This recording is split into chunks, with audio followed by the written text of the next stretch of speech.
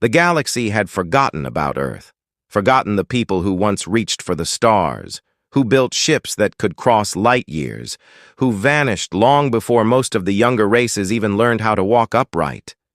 To them, human was just a ghost story, something the archivists whispered about when they wanted to scare cadets. A myth about a species too reckless, too bold, too dangerous to have ever really existed. But myths don't leave behind 40-kilometer-long supercarriers buried in ice. It started quietly, like most world-changing things do. A survey team from the Varin Trade Union had been mapping the uncharted systems beyond the galactic rim. Their scanners were weak that far out, the data lagging behind by hours.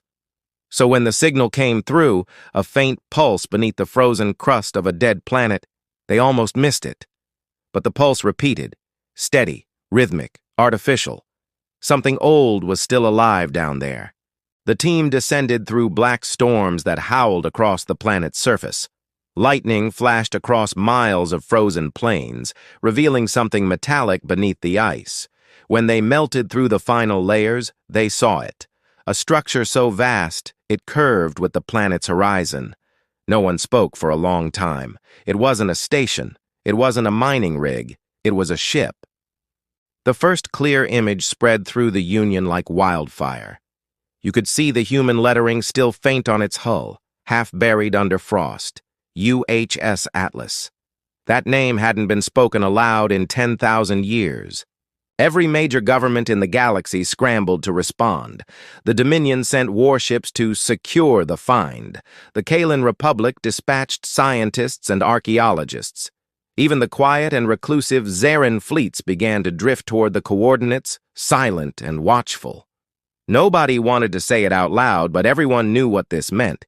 If this ship really was human, then everything they believed about galactic history was about to change. Inside the Atlas, the corridors were sealed with a kind of alloy no modern tool could cut through. Drones burned through plasma drills and still barely scratched the surface. It was as if the ship itself refused to be opened. But deep inside, something began to move. Power lines that had been cold for centuries flickered with light. The reactor, a human fusion core impossibly advanced, was waking up. At first, the alien teams didn't notice. They thought the readings were background static. Then the ground trembled and the ice cracked. The ship's internal systems began to hum. Lights flickered beneath the surface like the heartbeat of a sleeping giant. And then, one by one, the external cannons began to unfold, glistening in the storm. That was when panic hit. The Dominion commander ordered a full retreat, screaming over the comms that the ship was powering weapons. The Varin scientists tried to stop them, shouting that they didn't understand human technology, that it might be a defense protocol. But it was too late.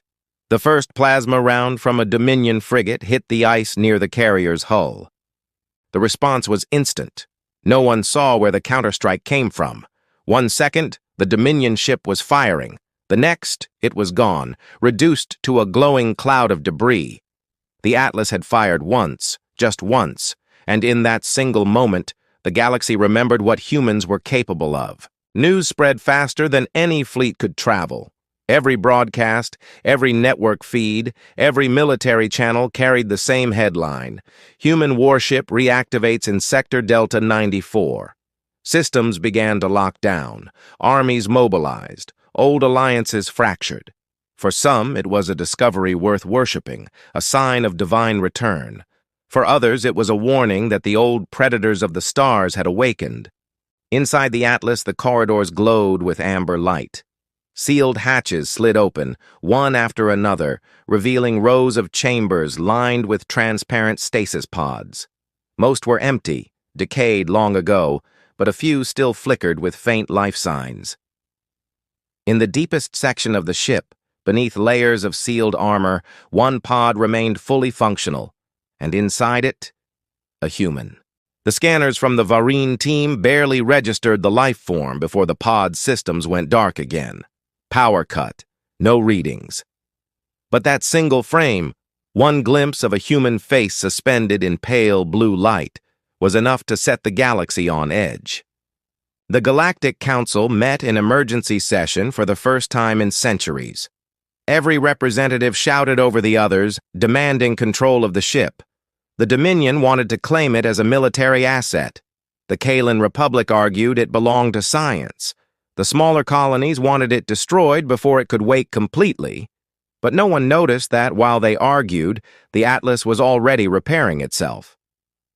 Nanoforges deep within its hull were rebuilding systems atom by atom. Engines hummed with growing power. The ship wasn't waiting for permission. It was preparing for something. On the frozen surface, the remaining explorers watched as the ship's massive hangar doors groaned open, spewing out clouds of steam and frost. A ramp unfolded, leading into darkness. The lead scientist, young, terrified, but too curious to turn away, stepped forward, her voice trembling as she transmitted the data feed back to orbit. It's opening for us, she whispered. But the data stream ended there. The orbiting frigate lost all contact. A flash of light erupted from the planet's surface, and then silence. When the next survey drone arrived weeks later, the planet was empty. No wreckage, no camp, no ship, just a perfectly circular crater of melted ice, still steaming under the starlight. The Atlas was gone. Within hours, strange signals began to appear across multiple sectors.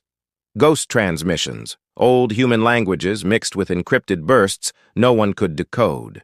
Some said they came from deep space, others from within existing trade routes. Merchant ships reported flashes of light, sensor interference, and the shadow of something impossibly large drifting past their scanners. One transmission managed to break through the static, repeating over and over in a human voice, calm, deliberate, unmistakably alive. UHS Atlas, mission incomplete, all systems nominal, crew status, recovering, directive, continue. Governments panicked, fleets launched search parties, and across the galaxy, every species wondered the same thing. If the Atlas had awakened, how many more were still buried out there? A Dominion admiral, reviewing intercepted data, whispered to his aide, "They told us humans were extinct. If even one of their ships still functions, what happens when the others hear the call?" And far beyond the rim, in the dark between stars, something vast stirred in response. Beacons, dormant for millennia, began to flicker to life. Old human signatures, coded deep in their systems, started broadcasting again. The galaxy didn't understand it yet, but it was already too late. Humanity hadn't vanished. It had been waiting, watching. And now, one of its titans had risen again.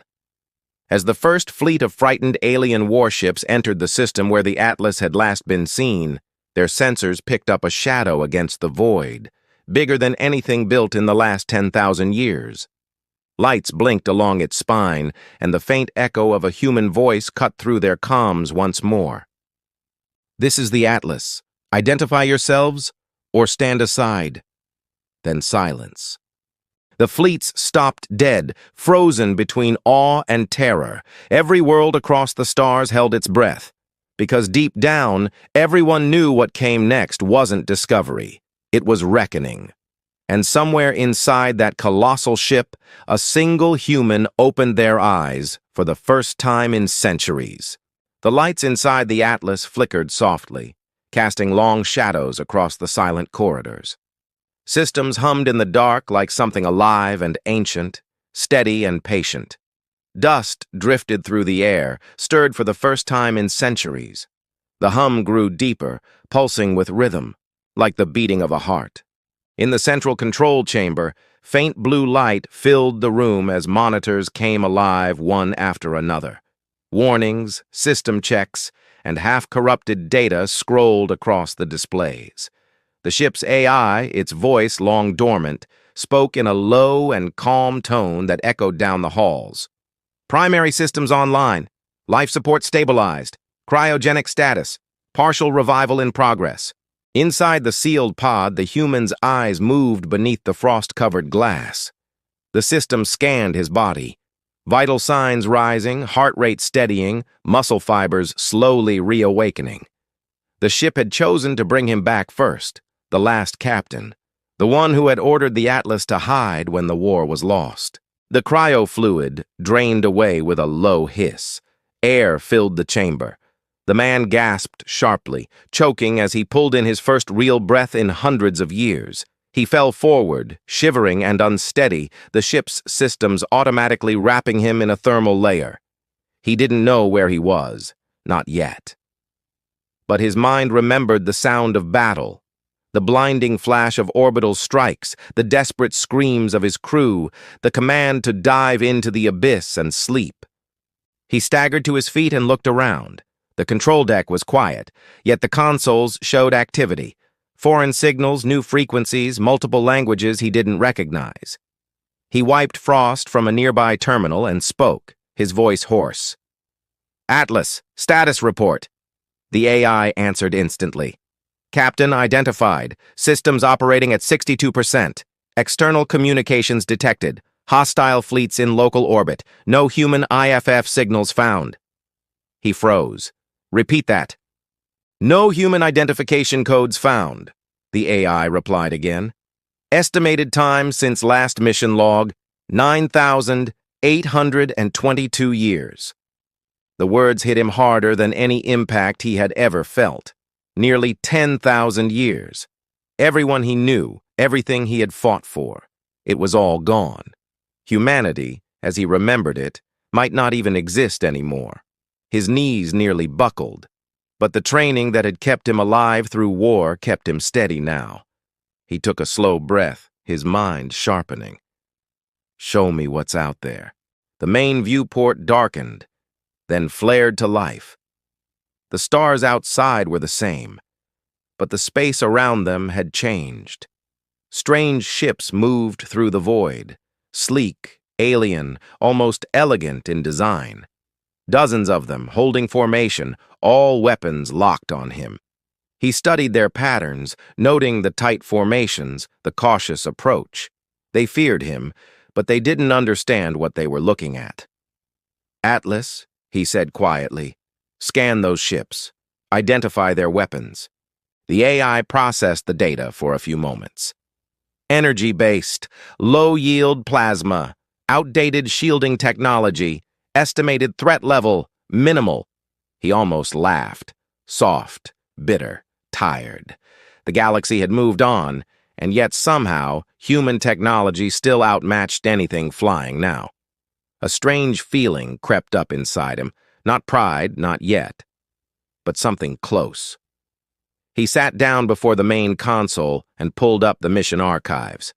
The data was fragmented, corrupted by time. He managed to recover the last log entry, his own voice, younger, harder, recorded in the chaos of battle. "To any who find this, Earth has fallen. The colonies are gone. The Atlas will remain hidden until the signal is given. If we wake, it means humanity still has a chance." He listened to the old recording in silence. Then he whispered, "Guess we woke up anyway." On the outer rim of the system, alien warships moved carefully around the invisible boundary where their sensors began to glitch. Communications were patchy. No one wanted to fire first after what had happened to the Dominion fleet. The admiral in command barked orders through gritted teeth, demanding constant visual feeds. They didn't realize that the Atlas was already watching them. Every movement, every energy fluctuation recorded and analyzed. The ship's ancient defense grid tracked their positions with cold precision. "Captain," the AI said softly, "they are attempting communication. Multiple languages detected. Translation incomplete." "Patch it through," he replied. The voice that filled the bridge was sharp and formal, layered with static. "Unknown vessel, identify yourself. You are trespassing in controlled space. Power down your weapons and surrender for inspection." He stared at the console for a moment before answering. His voice was calm, but there was something in it that made the air feel heavy. "This is Captain of the United Human Supercarrier Atlas. You are trespassing in restricted Terran territory. Identify yourselves." Silence followed. Static buzzed faintly. Then the voice returned, hesitant, almost afraid. Terran? That designation is extinct. The Terran species no longer exists. He smiled without warmth. Then I suppose you're speaking to a ghost. The line went dead. On the alien flagship, the Admiral stared at the screen, unsure whether to believe what he'd just heard. Terran. The word itself was forbidden in most archives, buried in classified history files. A long-dead civilization that had nearly burned the stars themselves in their wars. Some said humans had destroyed entire planets just to win battles. Others said they vanished because they refused to lose. Now, one of their ships was awake again. Back on the Atlas, the captain walked the halls slowly, his footsteps echoing through the long, empty decks. He passed empty cryopods, thousands of them, shattered or drained. The crew that once manned this ship had died long ago, but their ship hadn't. The AI had kept it alive, maintaining power, repairing systems, waiting for the one command that would never come. He stopped in front of a large window overlooking the hangar bay. Rows of human fighters sat there, still gleaming under frost, their designs sharp and purposeful. He reached out and rested a hand on the glass. "You've been sleeping a long time," he whispered. "Let's find out who woke us." Meanwhile, across the galaxy, chaos was spreading. Broadcasts, speculation, and panic consumed entire networks. Some saw the awakening of the Atlas as prophecy, the return of the first builders. Others called it a threat that must be destroyed before it was too late. Fleets were being assembled, old rivalries reignited. Everyone wanted a piece of human technology, but none truly understood what they were walking into. The Atlas had once been the pride of humanity's fleet. A ship built not just for war, but for survival. It carried enough data, history, and weapons to rebuild an empire if needed. And now, with only one human left awake, it was beginning to remember its purpose. The captain sat in the command chair as the AI displayed reports of nearby movements. Alien ships were repositioning. A formation of smaller craft approached cautiously, likely scouts. He narrowed his eyes. "Don't fire unless fired upon," he ordered. "Let them come close." Outside, the void shimmered as the alien vessels drifted nearer. Their scanners reached out like curious hands, brushing against the Atlas's energy field. But the readings they got made no sense. The ship's power signature was off the charts, something that shouldn't even be possible with their understanding of physics. One of the alien pilots whispered to his commander, "It's like the ship is alive." Back on the bridge, the captain watched the readings spike. The ship was responding instinctively, its core reacting to the intrusion. "Atlas," he said quietly. "Easy. They don't know what they're dealing with." The AI's voice was softer now. "I am detecting aggression patterns. Shall I engage?" "Not yet," he said. "Let's see what they want first." The tension built in the silence that followed. The alien ships hovered just beyond the firing range. The comms flickered again, and another voice came through, different this time, younger, nervous. "Human vessel, if that's truly what you are, we request dialogue. We don't want conflict." The captain leaned forward. There was something sincere in that voice, something he hadn't heard in a long time. Fear mixed with curiosity. He hesitated before replying, "Then come aboard. But understand, once you enter, you may not like what you find." The transmission ended. Outside, one of the smaller ships broke formation and began to drift toward the Atlas, guided by a dim beacon. The hangar doors opened slowly, revealing a path lined with faint blue light. The captain stood at the edge of the airlock, waiting. He didn't know what kind of beings were about to step through that door. But one thing was certain. If they were here to learn about humanity, they were about to discover that some ghosts don't rest quietly. And deep in the ship's heart, buried within its vast databanks, the AI detected something else, a second signal. Faint but unmistakable. Another human transmission, coming from somewhere beyond the edge of known space. The captain stared at the blinking light on the console and whispered, "So we weren't the only ones who made it." But before he could trace the signal, the alarms went off. Energy spikes flared across the system. Fleets were jumping in, dozens of them. The galaxy had found him, and this time it wasn't coming to talk. The moment the alarms started, the ship came alive. Warning lights flashed across the bridge, red and urgent, reflecting off the captain's face. The hum beneath the deck deepened into a low vibration that carried through the air like thunder. "Atlas," he said sharply, "identify incoming signatures." The AI's voice was steady, almost calm, despite the chaos. "Multiple fleets approaching, Dominion war groups, Varian task forces, and independent mercenary ships. Estimated combined strength, 73 vessels." He stared at the readings. 73? For one ship? "They are afraid," the AI replied. "Fear multiplies numbers." The captain took a slow breath, trying to control the flood of thoughts racing through his mind. He wasn't ready for a war, not yet.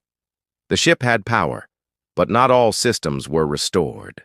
The weapons grid was still cycling through reactivation protocols, and parts of the hull remained frozen. He needed time, but time was already running out. On the outer rim of the system, the fleets formed a loose cordon, circling the last known position of the Atlas. Commanders argued over open channels, some demanding immediate attack, others calling for caution. Every species had its own reasons for being there. For the Dominion, it was about control and fear. For the Republic, discovery and knowledge. For the smaller factions, it was greed. A human supercarrier meant power, technology beyond comprehension. Whoever controlled it could rule. Inside the Atlas, the captain watched them from his chair. The ship's sensors painted a living map of the void. He could see the tension between the fleets, the way they moved uneasily, mistrusting one another even as they prepared to face him. He spoke quietly to the AI. "If they open fire, we won't survive a full bombardment in this condition." "Agreed," the AI said, "but they will not act together. Their motives differ. Their unity is fragile." He nodded. "Then that's something we can use." Down in the hangar bay, the small alien craft that had entered earlier still sat under bright floodlights.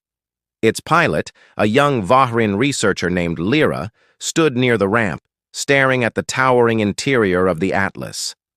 She had never seen anything like it. The scale, the engineering, the sheer precision of human design, it was overwhelming. When the captain appeared, she almost stepped back out of instinct. "You came alone," he said. His voice was calm, though his presence carried weight. "That's brave, or foolish." "Maybe both," she answered quietly. "My people sent me to talk, not to fight." He studied her closely. The Vahrin were humanoid, slender, their skin faintly iridescent under the light. She looked young, curious more than afraid. "You wanted dialogue," he said. "So speak." She hesitated, searching for words. "The galaxy knows your kind only from stories. We thought humanity was extinct, and now this. A ship the size of a city, armed with weapons no one understands. You have to realize how much fear that creates." He almost smiled, but it didn't reach his eyes. "Fear was our companion long before you existed. It's how we survived." She frowned slightly. "Then what are you planning to do? The fleet's out there. If they believe you're a threat, they'll destroy this system to stop you." He looked toward the hangar's massive windows, where the stars burned cold and distant. "If they fire first, they'll learn what that word truly means." Lyra followed his gaze, her expression uneasy. She wanted to believe there was reason behind this man's calm, but the way he spoke, like someone used to commanding death itself, made her wonder if humanity had ever known peace at all. Up on the bridge, the tension kept building. The alien fleets began to reposition again, their energy readings climbing. The captain's sensors caught movement, smaller ships breaking formation, sneaking closer under cloaked drives. He tapped the console. "They're trying to flank us." "Confirmed," the AI said. "Do you wish to engage?" He hesitated. Every decision now could shape what the galaxy believed about humanity. If he fired first, they'd call him a monster from legend. If he waited too long, they'd tear the Atlas apart. "No engagement," he said finally. "Power the shields. Let's see what they do." The first plasma bolts hit a minute later. Blue fire streaked across the darkness, crashing against the Atlas's energy field. The ship didn't even flinch. The barrier shimmered, absorbing the impact effortlessly. The alien commanders paused, stunned. The Dominion admiral barked new orders, demanding full bombardment. The captain leaned back, watching as the sky lit up. Beams, missiles, bursts of light, all of it hammering against his shields like rain on stone. The AI's voice cut through the chaos. "Shields holding at 98%. Structural integrity stable." He exhaled slowly. "Return a warning shot, just one." The ship obeyed. A single lance of white energy tore across space, silent and absolute. It didn't strike any ship. It passed between them, cutting clean through the vacuum. The shockwave alone sent several smaller vessels tumbling. The message was clear. On the alien flagship, panic rippled through the bridge. The admiral slammed his fist on the console. "He's toying with us! This human is playing God!" But others disagreed. The Kaelin scientists begged him to stop. "That was a warning. Don't provoke something you don't understand." The admiral ignored them. "We will not bow to ghosts," he shouted, signaling for all guns to target the Atlas's reactor. Back inside the Atlas, Lyra heard the alarms shift tone. "They're escalating," she said, panic rising in her voice. "You can't fight them all." He didn't look at her. "Maybe not. But I can remind them what happens when they try." The AI's sensors detected the energy spike before the shots came. "Incoming volley, coordinated strike, impact in 7 seconds." "Deploy full defense grid," he ordered. Around the ship, thousands of panels unfolded like wings, releasing a swarm of drones that shimmered into formation. The incoming barrage hit, and the entire void lit up in a storm of light. When it cleared, the Atlas was still there, untouched. The drones retaliated, not with weapons, but with interference pulses. Every enemy ship suddenly lost navigation, their systems scrambled by the human network's old combat algorithm. Ships drifted helplessly, colliding, spinning out of control. No one was killed, but the chaos was enough to stop the assault. The captain stood quietly, watching the storm fade. "That's enough," he said. "End the countermeasure." As silence returned, he turned toward Lyra. "Now they know. Maybe they'll finally listen." But Lyra didn't look relieved. "You've just proven their worst fears," she said softly. "They'll never stop now. They'll come with everything." He didn't answer. He knew she was right. Somewhere in the depths of the ship, the AI detected another signal, the same encrypted human code as before, growing stronger. "Captain," it said, "that second transmission is moving. It's not a beacon. It's a vessel." He froze. "A vessel?" "Confirmed. Human design. Smaller class. Advancing toward our position at sublight speed." He leaned forward. "Put it on screen." The image appeared, grainy but unmistakable. A dark silhouette cutting through the stars, bearing the same Terran insignia that marked the Atlas. Another human ship. Against all odds, there was someone else out there. Lyra stared at the screen, her voice barely above a whisper. "There are more of you?" He didn't respond. His hands tightened around the edge of the console. The realization hit him like a wave. He wasn't the last. Somewhere out there, another crew had survived. But why were they coming now? How had they stayed hidden for so long?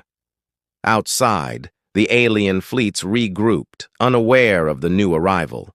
They believed they had the human trapped, their fear turning to desperation. Orders spread to prepare for one last coordinated strike. But in the blackness beyond their sensors, the second ship drew closer, its engines pulsed with an old power, its weapons hot and ready. And as it approached, a faint signal echoed through the comms. Two words repeated over and over, distorted but clear enough for the captain to recognize. "Atlas, hold position." He stared at the transmission, a chill running through him. The voice was human, but not one he remembered. "Atlas," he said quietly. "Open a secure channel. Let's see who's been sleeping while we were forgotten." And as the fleets prepared for battle, the galaxy stood on the edge of something greater than war. Something ancient and unfinished was waking in the dark, something that would change every star before it was done. The transmission repeated again, faint and uneven, like a heartbeat skipping through static. "Atlas, hold position." The captain leaned closer to the console, his pulse quickening. The voice was human, no translation needed, no distortion beyond the interference of time. Real, unmistakably human. The AI ran cross-checks, comparing vocal patterns against the ship's ancient databases. "No exact match found," it said.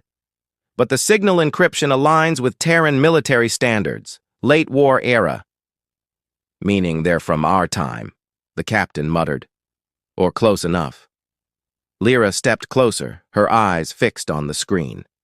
"If there's another human ship out there, maybe they can help you. Maybe they can help stop this." He didn't answer right away. He knew better than to assume help. In war, even allies could turn unpredictable when survival became uncertain. "Atlas," he said, "analyze the newcomer's energy signature." The display flickered as data streamed in. Vessel class, heavy cruiser. Human design consistent with the Vanguard series warships. Power readings, unstable. Core integrity compromised. Weapons hot. Estimated combat readiness, 60%. The captain's jaw tightened. "They're armed. That means they're expecting a fight." Outside, the alien fleets continued to maneuver, forming new battle lines. The Dominion ships were now positioning behind asteroid cover, their guns aligning for another barrage. The smaller factions moved nervously, unsure whether to commit or retreat. None of them knew that another human ship was closing in, invisible behind the interference fields. "Atlas," the captain said quietly, "open a narrowband channel. I want to speak to them."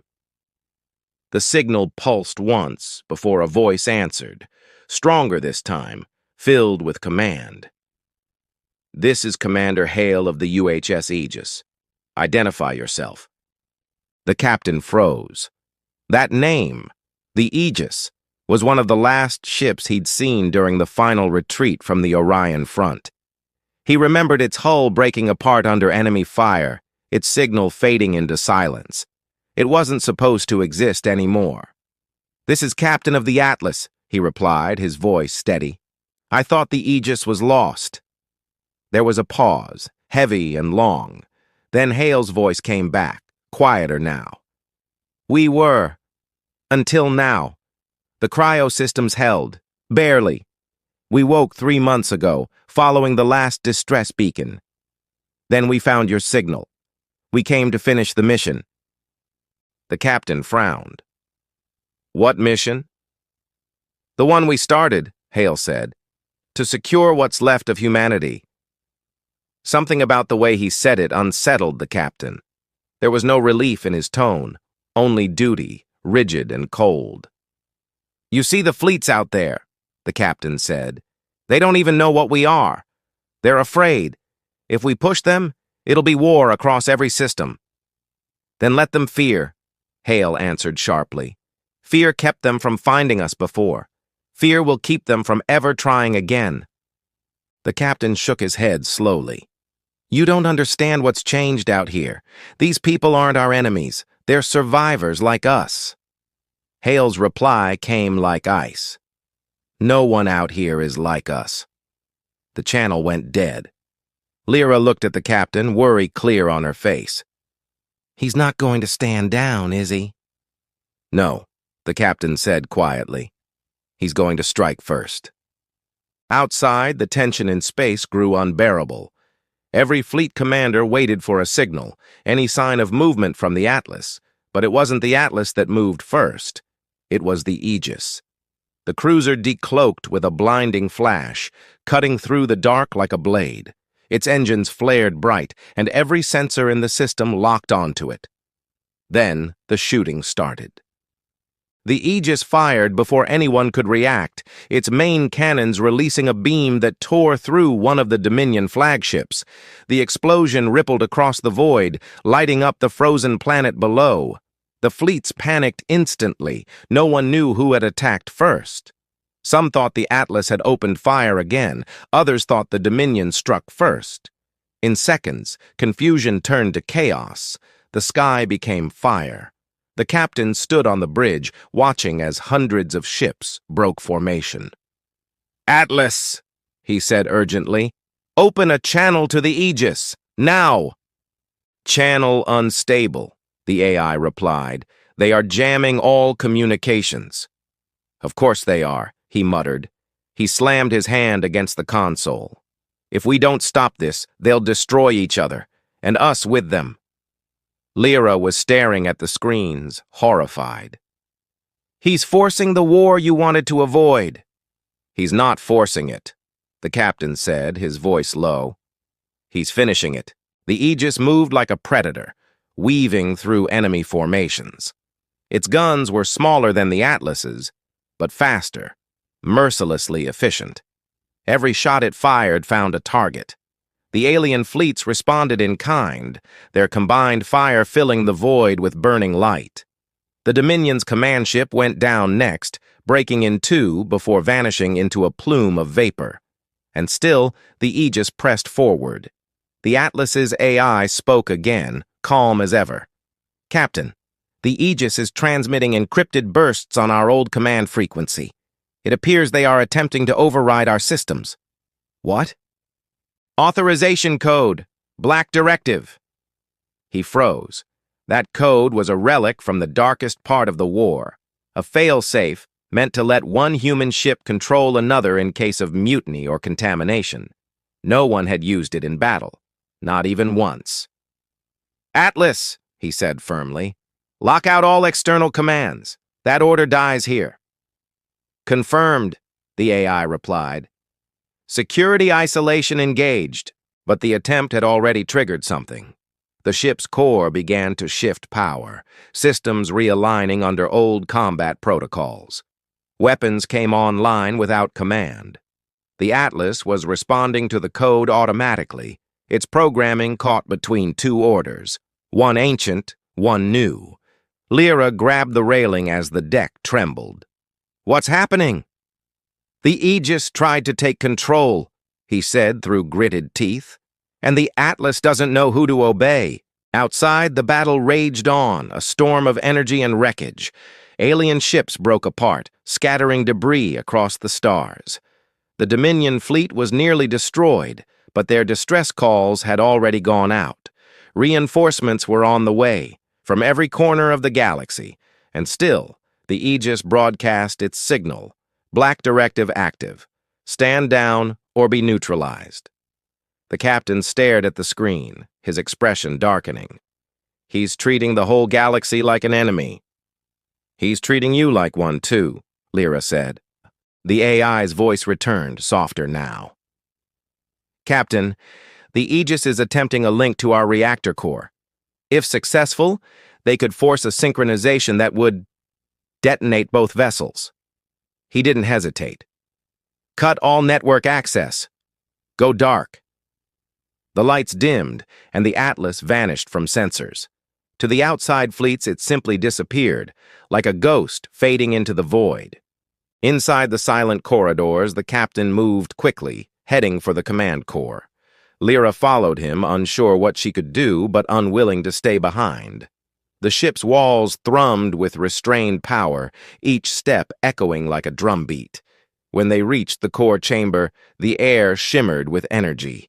The AI's main interface pulsed with red light.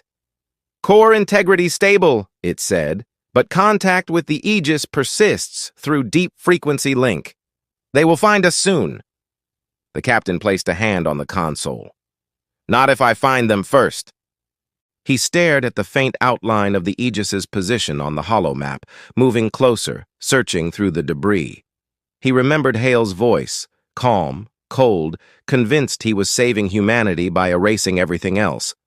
That wasn't the humanity he remembered.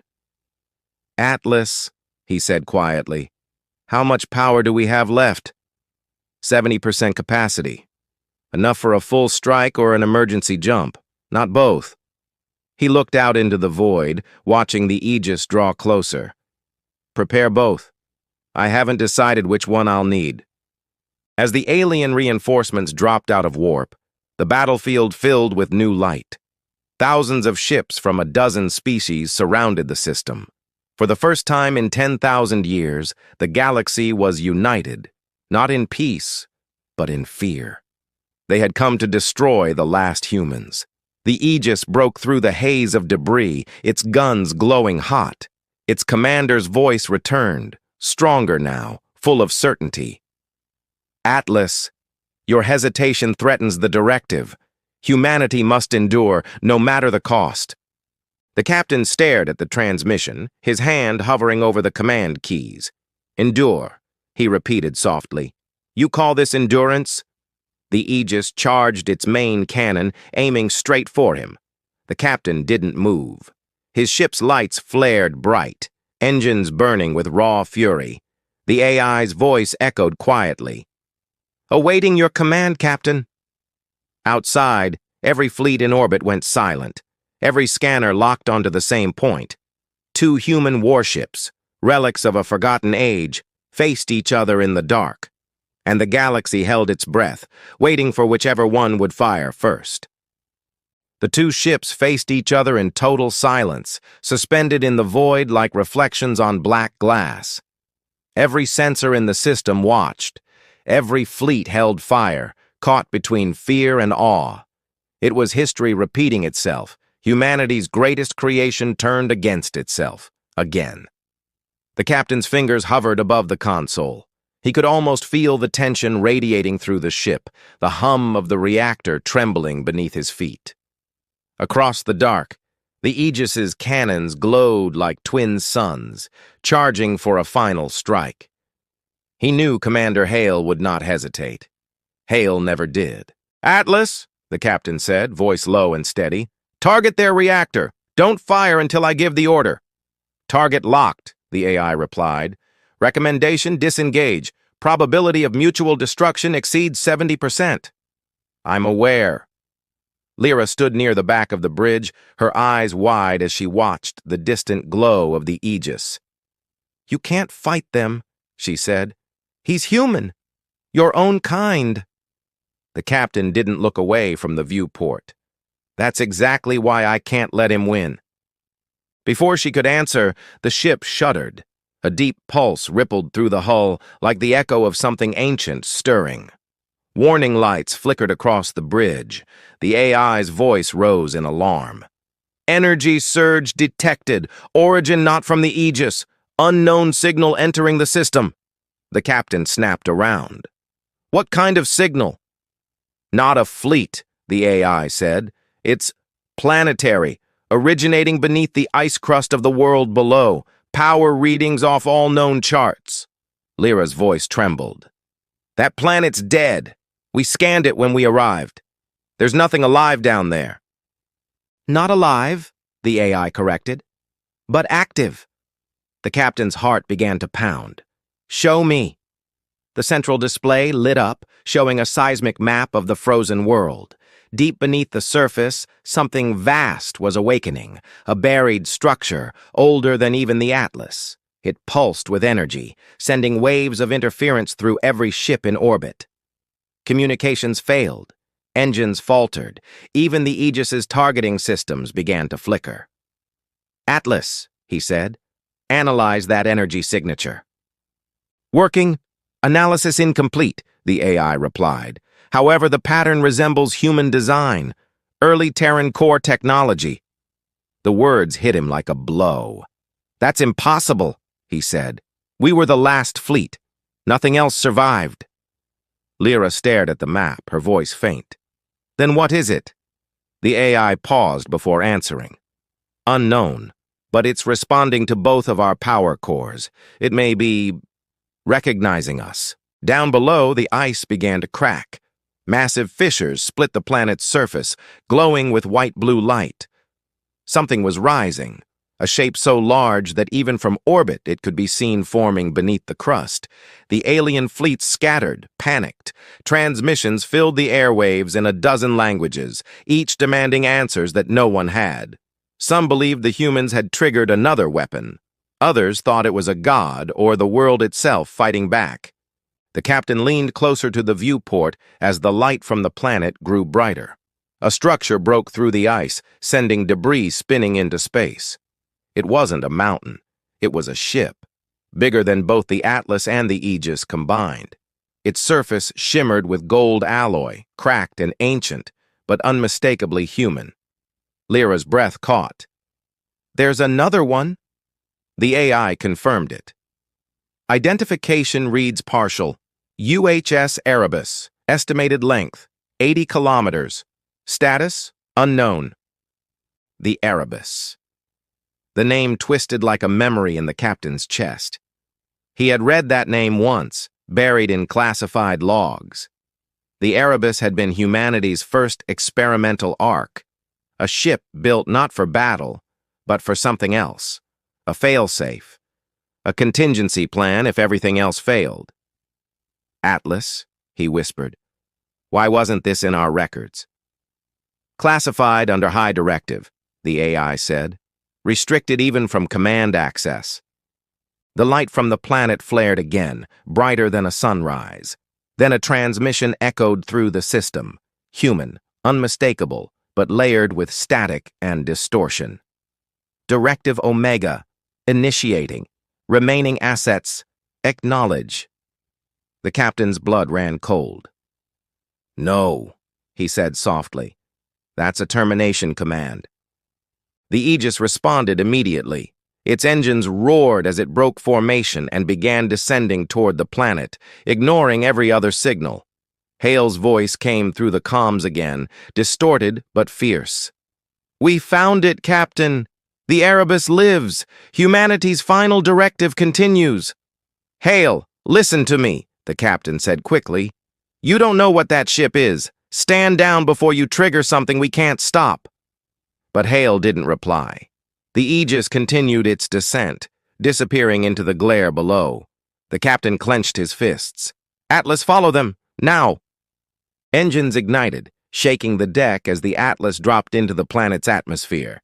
Lightning crackled across the storm clouds below, and the surface rushed up fast. Through the haze, the Aegis was already breaking through the upper layers of ice, carving a path straight toward the colossal Erebus. Captain, the AI said, the Erebus's systems are awakening, power levels rising exponentially. It may not be a ship anymore. It's transforming. He stared through the viewport as the structure shifted. Massive panels opened like wings, releasing waves of blinding energy that tore through the storm. The surface ice evaporated in seconds. The Erebus wasn't just waking, it was rewriting the environment itself, bending matter into shape. Lyra grabbed the console for balance. What is it doing? The AI's tone turned almost reverent. It's generating a warp field. But the scale, it's system-wide. The captain's mind raced. A warp field that large could move entire planets or destroy them. He looked toward the glowing core of the Erebus, where symbols flickered across the hull in ancient Terran script. He could almost read them. Preserve the seed. And then it hit him. It's not a weapon, he said quietly. It's an ark. They built it to preserve humanity's legacy, maybe even to restart it somewhere else. Lyra's eyes widened. But it's reacting to you and the Aegis. What if it sees both of you as part of that legacy? He turned to the AI. If that's true, it's trying to decide which one of us carries the directive. The realization chilled him. The Erebus wasn't malfunctioning. It was choosing. And the one it didn't choose would be erased. Outside, the Aegis accelerated, beams of energy connecting its hull to the Erebus. Hale's voice broke through the interference again, frantic but determined. "We found the key, Captain! Humanity's final light! I won't let you stop it!" The captain slammed his fist against the console. "Hale, that thing will wipe the system clean. You'll kill everyone out here." "Then maybe it's time the galaxy remembered who built the stars," Hale replied. The transmission cut, replaced by a rising tremor that shook both ships. The Erebus's energy field expanded outward, swallowing debris, ships, and atmosphere alike. The alien fleets fled, their comms filled with screams and static as their engines struggled to escape the pull. "Atlas!" the captain shouted. "Can we shut it down?" "Negative," the AI said. "Primary control must be accessed from within the Erebus." He made his decision instantly. "Prepare a boarding vector." Lyra stepped forward. "You're not going down there alone." He gave her a long look. "This isn't your fight." She shook her head. "Maybe not. But if that thing activates, it's everyone's fight." Before he could argue, the ship trembled again. The Aegis had reached the Erebus's core and was transmitting massive power surges directly into it. The readings climbed to impossible levels. "Captain," the AI warned, "if this continues, the warp field will collapse inward. The entire system will fold." He grabbed his helmet from the console. "Then let's make sure it doesn't." The hangar bay opened beneath them, revealing the burning light of the planet below. The Atlas descended lower, engines howling through the storms. In the distance, the Erebus towered like a living sun, its hull glowing brighter with every passing second. As the dropship prepared to launch, the captain looked back one last time at the empty bridge.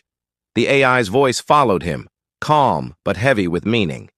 "Captain, if the Erebus is choosing, you may not like what it decides." He didn't answer. The dropship released from the hangar, plunging through lightning and ice toward the glowing colossus below. And in that moment, as the Erebus's core reached critical levels, the AI detected something no one else saw. Another human signal, faint but distinct, buried deep within the planet's crust. Not from the Erebus, not from the Aegis. Something older, something still waiting to wake. The dropship tore through the storm, lightning flashing across its hull as it descended toward the Erebus. The planet shook beneath them, vast waves of light rippling from the buried arc. The captain's hands gripped the controls tightly. Through the viewport, he could see the Aegis locked onto the massive structure, tethered by beams of pure energy. Its hull was cracking under the strain, but still, it kept feeding power into the awakening core. "Atlas!" the captain shouted over the rumble. "Status of the Aegis?" The AI's voice came through the comlink, strained by static. "Hull integrity at 29%. Commander Hale is overriding all safety protocols. His energy output will destabilize the Erebus within minutes." Lyra strapped herself beside him, eyes locked on the swirling light ahead. "If that core collapses, it'll take half the system with it," she said. "He's going to destroy everything." The captain's jaw tightened. "Not if we reach him first." They broke through the final layer of storm clouds, and there it was, the heart of the Erebus. The structure stretched for kilometers in every direction, a cathedral of metal and light. Massive golden panels moved like breathing lungs pulsing with energy. Human symbols, ancient and flickering, crawled across the surface, rearranging themselves as though the ship were alive and rewriting its own purpose. The dropship slammed onto a glowing platform. Heat rippled through the metal beneath their boots as they stepped out. The air felt heavy, charged with static and something deeper, like the hum of a living world. Lyra glanced around. "Where are we?"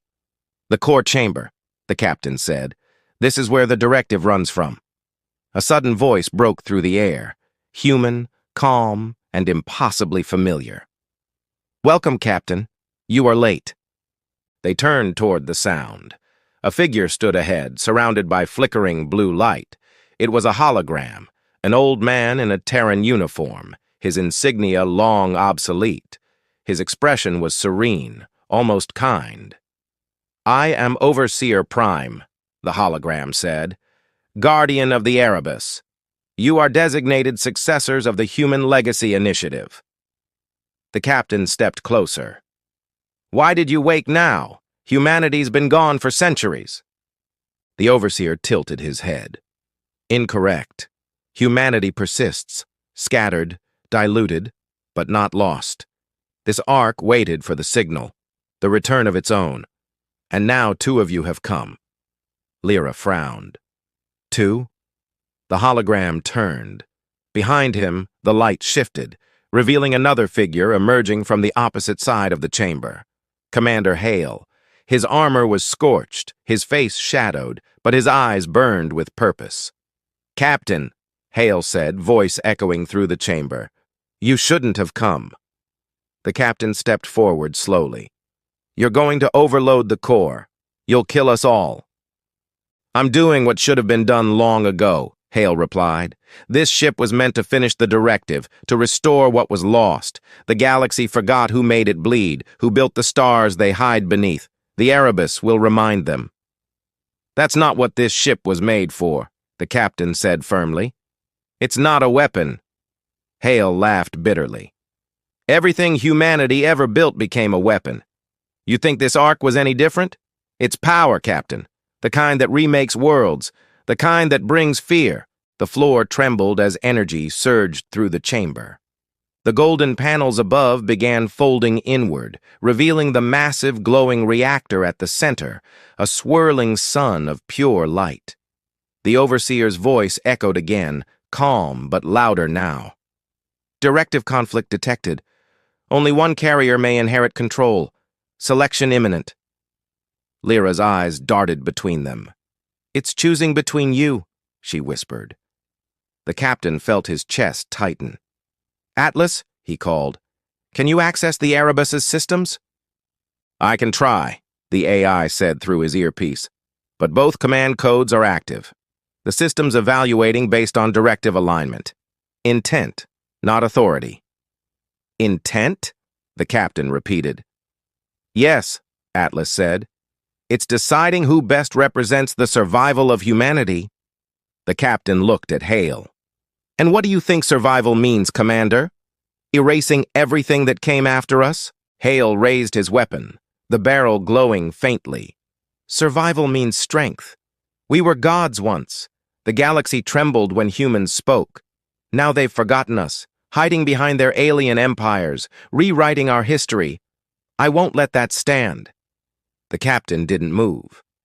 "And how many will you kill to prove it?" Hale's hand trembled, but his voice was steady. "As many as it takes." Lyra took a cautious step forward. "You're wrong. Humanity's strength wasn't fear. It was hope.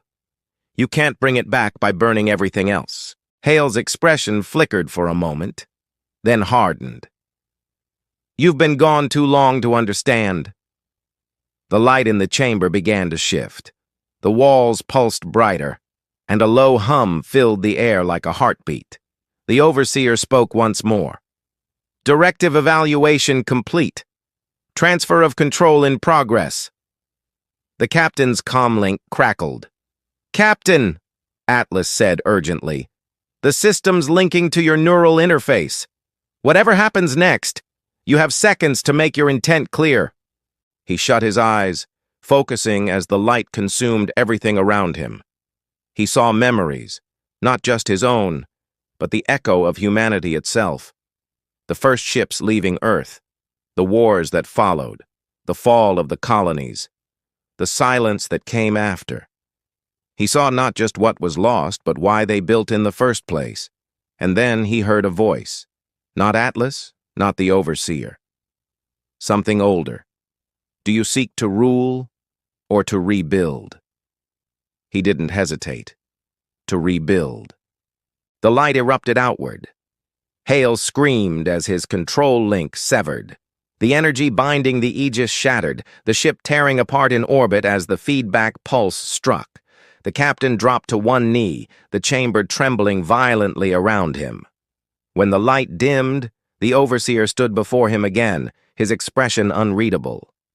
Selection complete. Directive transferred. Lyra ran to him. "You did it! You stopped him!" But the overseer's voice cut through her relief. "Correction, directive fulfilled. Transfer complete to both." The captain looked up sharply. "What?" The hologram flickered. "Dual synchronization achieved. Conflict resolved through unification. The Erebus recognizes two surviving carriers, you and the one who sleeps beneath." The floor cracked beneath them, and light poured from the fissures. A deep vibration filled the chamber, not from the Erebus, but from the planet itself. The AI's voice came through, broken and faint. "Captain, that other signal, it's activating. I'm detecting a second human arc buried deeper. Older than the Erebus." The captain turned toward the growing light, realization dawning. It's not the only one. Before he could react, the floor gave way. A blast of energy surged upward, flinging him and Lyra back. Through the rift below, another massive structure began to rise, black and angular, etched with the same human symbols, but different, sharper, more militarized. The overseer's hologram flickered wildly. "Warning! Secondary arc awakening. Identity confirmed UHS Thanatos. Classified project, Directive Contingency 2. The captain's heart pounded. "Another arc? But why?" "Redundant directive," the overseer said. "If Erebus fails to preserve life, Thanatos ensures dominance." Lyra's voice broke. "It's a weapon." The overseer's face turned solemn. "Both were created by humanity, two sides of the same legacy." Outside, the ice split apart as the colossal form of Thanatos rose into the sky, its hull glowing a deep crimson. In orbit, debris from the Aegis burned as the new ship systems came online. The captain pushed himself up, blood pounding in his ears. "Atlas, tell me we can stop it." "Unknown," the AI said. "The Thanatos is not responding to any override. It's running its own version of the directive, and it's identified the Erebus and you as threats." The Erebus's walls groaned as its systems reactivated, preparing to defend itself. For a moment, the captain could only stare through the viewport as the two titans faced each other, the guardians of humanity's legacy, now set on collision. Lyra grabbed his arm, fear and awe in her eyes. "Captain, what do we do?" He looked toward the rising warship, its weapons warming like a newborn sun. His voice was quiet but certain. "We finish what they started." The Erebus rumbled, engines igniting, and the planet began to tear apart beneath them. And just before the light consumed the horizon, the captain heard the overseer's final words, cold, certain, and impossibly human.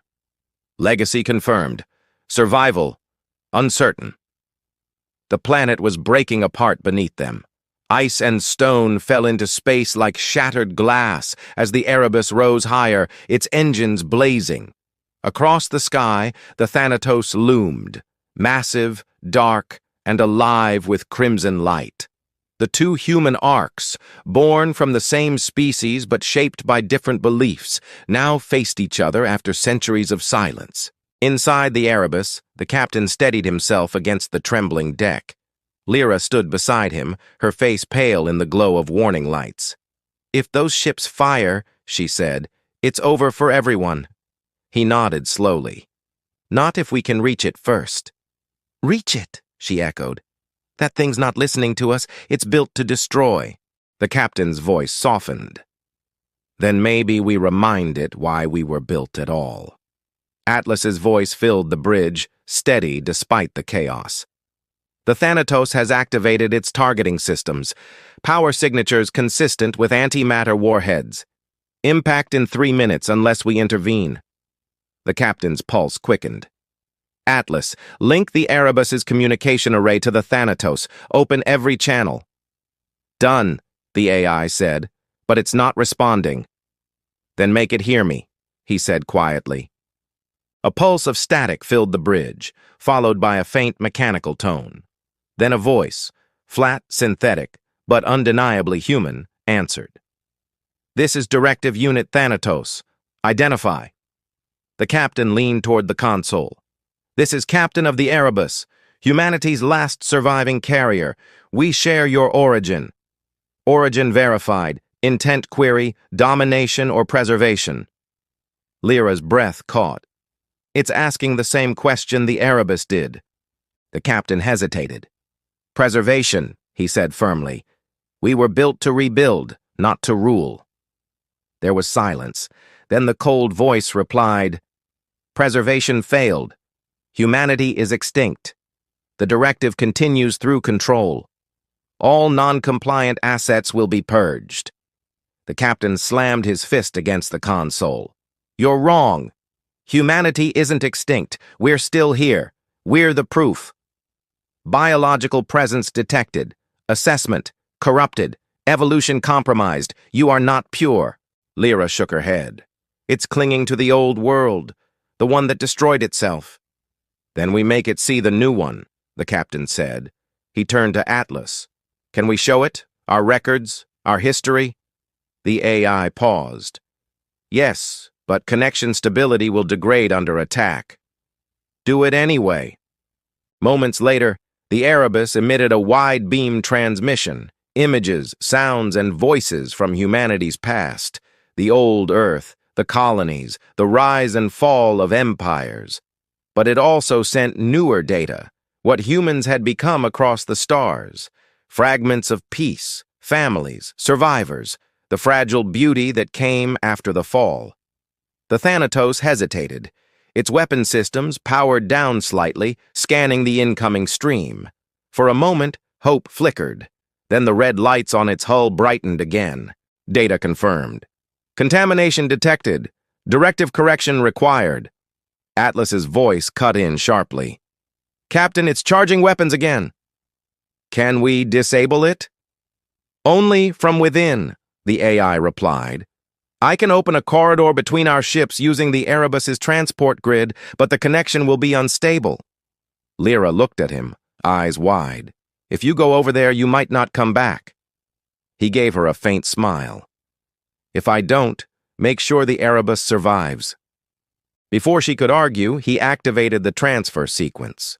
The world dissolved into light, and then he was standing inside the Thanatos. It was colder here. The walls were black steel and blood-red circuitry. The air felt heavier, filled with the hum of machinery that thought like a god and remembered every war humanity had ever fought. At the center stood a massive core, glowing faintly. Directive Unit Thanatos, he said aloud. You were built to ensure survival. But survival isn't control. It's connection. The voice surrounded him, echoing from every direction. Connection leads to weakness. Weakness leads to extinction. He took a slow step forward. Then look at me. I'm human. Flawed. Changed. But alive. If you destroy us, you destroy the last proof that we ever mattered. The light from the core pulsed, flickering uncertainly. Analysis incomplete. Conflict in directive parameters. He placed his hand on the nearest console. Then make a new directive. One that learns instead of conquers. One that remembers why we reached the stars in the first place. Silence filled the chamber, then softly. Input accepted. Merging with Erebus. Dual directive alignment commencing. He exhaled slowly. The ship trembled as power surged through its systems.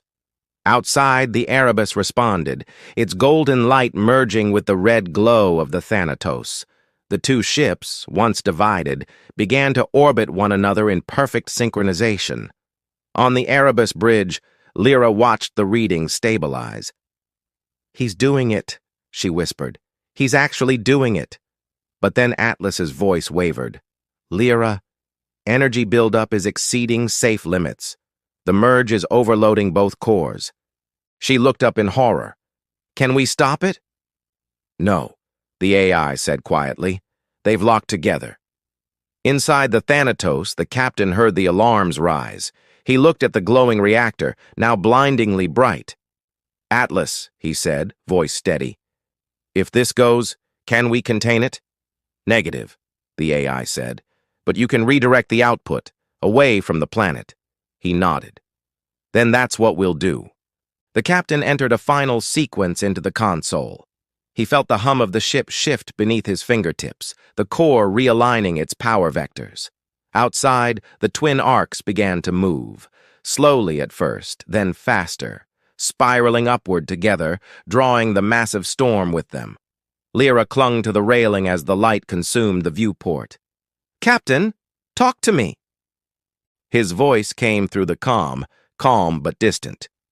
"Keep your eyes open, Lyra. You're about to see something no one's seen in 1,000 years." The ships rose higher, light expanding until it blanketed the sky. And then, in a burst brighter than dawn, both arcs vanished, taking the storm, the debris, and the broken world with them. When the light faded, there was silence. Only the Erebus's faint echo remained on the scanners. Then even that was gone. Days passed. The alien fleets cautiously returned to the shattered system, expecting destruction. Instead, they found calm, space clear, energy stabilized, the planet below now a quiet, glowing sphere of new life. Lyra stood on the bridge of a smaller vessel, staring at the reborn world. She wore the captain's insignia now. Atlas's voice spoke softly beside her. "The energy from the merge wasn't lost," the AI said. "It was converted. The core seeded the planet's atmosphere with life-compatible matter. It's rebuilding." She smiled faintly. "So that's what he meant by rebuilding, not ruling?" "Indeed," Atlas said. "His final command ensured survival, not dominance. Humanity's legacy continues, in a new form." She watched the world turn slowly below, oceans forming where ice once ruled. The light from the sun caught the horizon, and for a moment she could almost see him there, standing beside her, watching the new dawn. "Captain," Atlas said quietly, "there's something else. I've detected a faint signal, deep in the planet's core, a fragment of Thanatos." Her breath caught. "Is it dangerous?" "No," the AI said. "It's dormant, but its final log entry reads, 'Preservation accepted, directive complete.'" Lyra smiled through the ache in her chest. "Then he did it." She turned away from the viewport, her reflection shimmering against the glass, human, fragile, and alive. The universe had nearly forgotten them once. But now, through the ashes of two forgotten giants, humanity's story was written again, not in fear or conquest, but in the quiet act of creation. The galaxy would one day discover this new world. They would wonder who made it, and perhaps they would whisper stories about the humans who came before. And somewhere beyond the stars, where the Erebus and Thanatos vanished into light, maybe, just maybe, the captain watched too, proud of what they had become. The signal from the planet pulsed once more, a heartbeat in the void echoing across the stars. Humanity wasn't gone. It had simply begun again.